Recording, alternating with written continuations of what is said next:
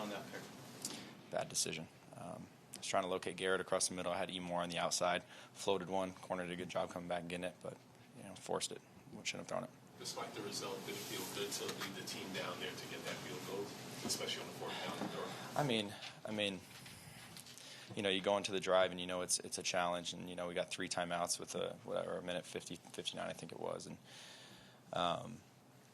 it's tough because I feel like that's more than enough time, and I expect us to go down there and score, and I think there's going to be some in that 2 minute that I'm going to want back, and how can I just stay poised in that pocket and be able to quickly just say, okay, what am I getting? How can I step up and work this pocket? It's going to be one that I'm going to go back and rewatch and learn from those experiences. I'm going to want some of those plays back. And Z's obviously a hell of a kicker, but that's not on him. We got to put him in a better situation there.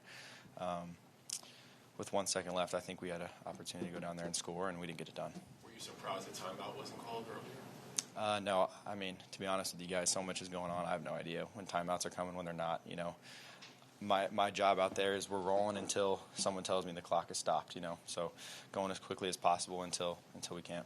Did you feel like that break benefited you when you went out there? That you got something out of the break when you finally got the chance to get back out there? Yeah, I think the biggest thing I learned is just you got to be able to move on. I miss a throw, have a bad interception. You got to move on. You got to do it for the guys around you. You just got to say, all right, next play. It's a learning experience. I learned from that one. I got to get better right here and put my guys in the best position I can. Was it hard to get in a rhythm early, having not played for a little while though? I don't know if it's hard. I mean, of course, when you haven't played, you're anxious to get out there and just you want to get going. And we had some big plays, but like I said, I got to be more consistent on just the first and second down plays. You obviously made great plays on 2 rollouts, to your left for the touchdown, to your right at the end of the game. Do you think the next step for your advancement is just basically finding a way to be more consistent in between plays like that?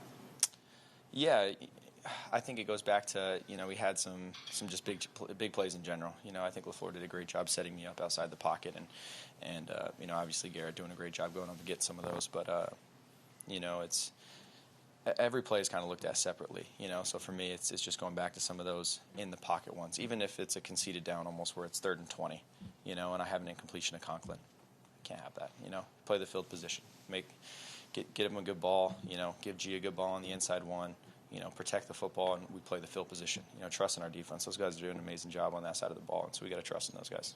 Team-wise, do you guys feel like now your margin for error is gone? At 7-7 with 3 games left. Right. I think this team does an amazing job of thinking of it as like a one play, one game at a time mentality. We're going to go out there and we're going to give it all. Whether we don't have a single loss right now, or we do, or we're on the edge of the playoffs or not, whatever it is, this team is going to approach it the exact same way. We have resilient guys in there that are going to go out there.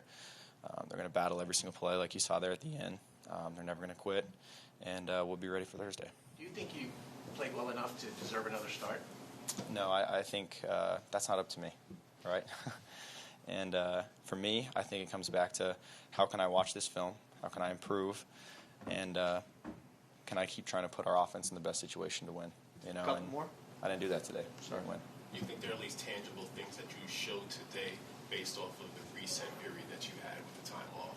I mean, I think the way that we look at it as an offense is we're going to go back and watch the film, and we're going to watch each individual play, and we're going to judge each play on how it went. There was good, there was bad.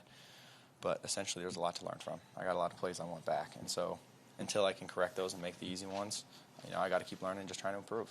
What's your biggest takeaway from your performance this week, Zach?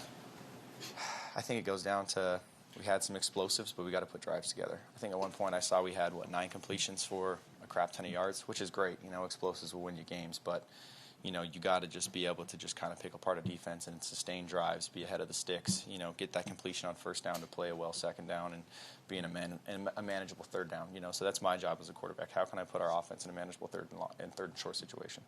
All good. Thanks, everyone. Thanks, guys.